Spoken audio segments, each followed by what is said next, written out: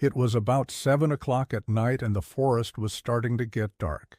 14-year-old Timmy and his little brother Tommy were hiking through the woods and they were almost done. But all of a sudden, the boys heard something that made their blood run cold. It was a loud, deep voice that said, "Get out of the forest."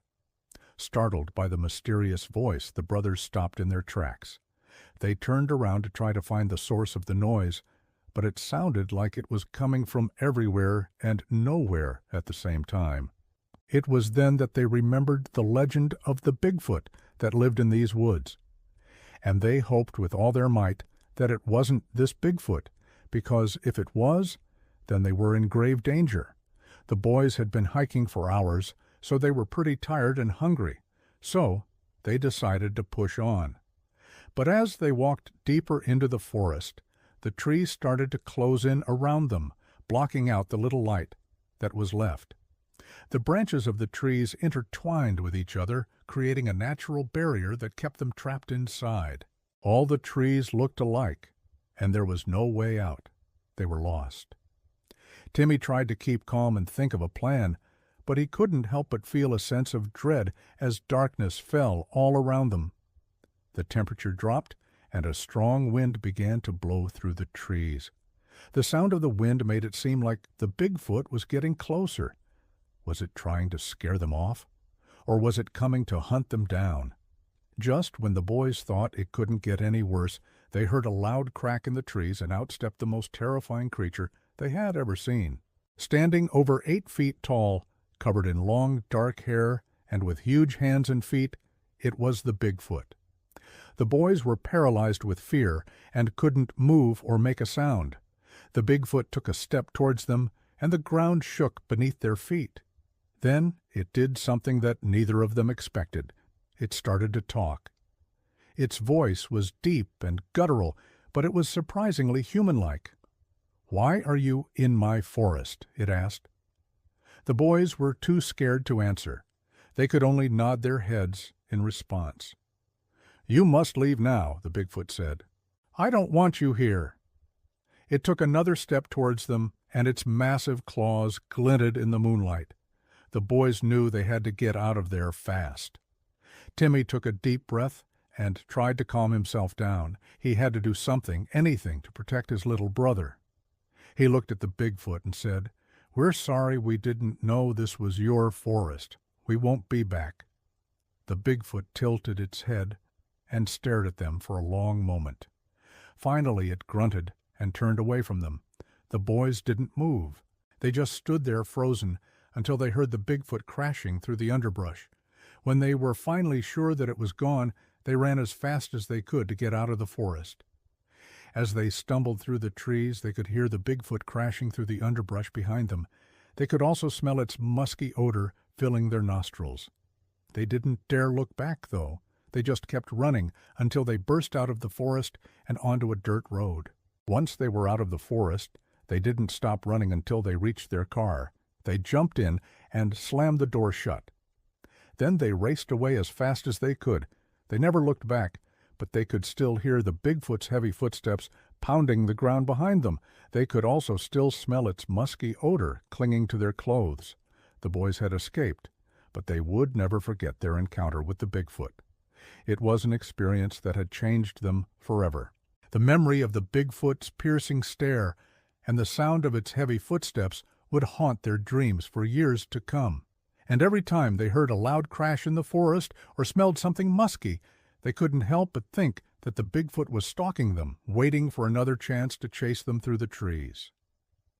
As the sun began to set, casting long shadows across the forest floor, the boys picked up their pace. They knew they had to get out of the woods before dark.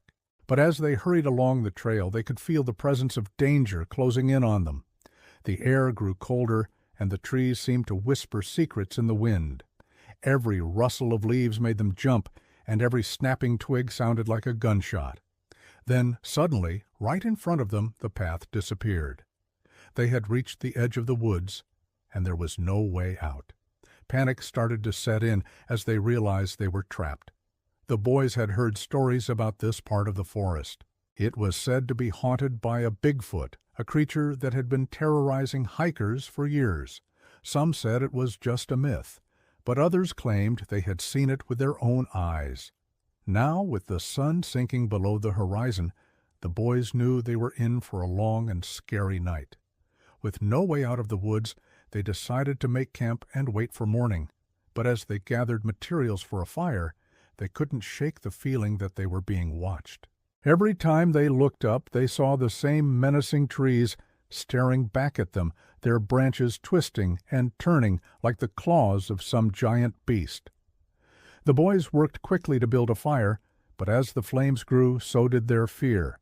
The shadows cast by the fire danced and flickered, taking on shapes that made their blood run cold. They huddled around the fire, trying to keep each other's spirits up, but the darkness around them was oppressive and heavy. Then suddenly they heard a noise that froze them in their tracks. It was a loud guttural roar that echoed through the trees. The Bigfoot.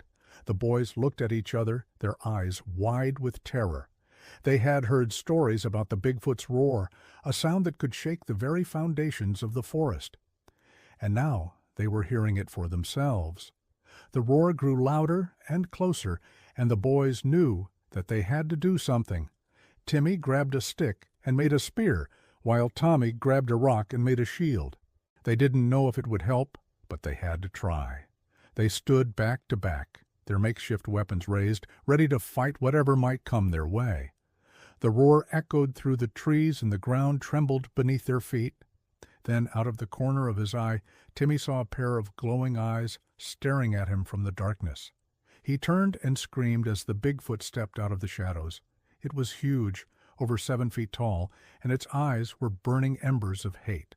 The boys stood frozen, paralyzed by fear, as the Bigfoot approached them. Its massive hands were raised, and it let out a deafening roar. Then it lunged. Timmy and Tommy screamed and ran as fast as they could. They could hear the Bigfoot crashing through the trees behind them, its heavy footsteps pounding the ground like thunder. They ran until their lungs were burning and their legs were aching. But the Bigfoot was relentless, and soon they could hear it gaining on them. Then suddenly, Timmy tripped and fell. He lay on the ground, gasping for breath, as the Bigfoot loomed over him.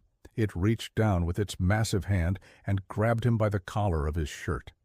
He closed his eyes, waiting for the end. But it never came. He opened his eyes to see the Bigfoot staring at him, its expression unreadable. The Bigfoot hesitated for a moment, then suddenly threw Timmy over its shoulder like a sack of potatoes and disappeared into the darkness. Tommy watched in horror as the Bigfoot carried his brother away. He wanted to help, but he was too scared. He stayed there, frozen in place, until the sound of the Bigfoot's footsteps faded into the distance. Then he ran as fast as he could to find help. But no one believed him when he told them about the Bigfoot and the missing boy. They thought he was just making it up, so no one helped him. So he went back to the woods to look for his brother on his own. But when he got there, he couldn't find Timmy anywhere. The Bigfoot had vanished, taking his brother with it. Tommy was devastated. He searched for days, but he never found his brother. Some people believe that the Bigfoot took Timmy to protect him from the world, but we may never know the truth. All we have are the stories and the legends. The Bigfoot still roams the forests, a mysterious and elusive creature that captures our imaginations and our fears. Now, it's time for you to tell me a scary story. Just click this video on screen, but be careful, because once you enter the woods, you might not come back.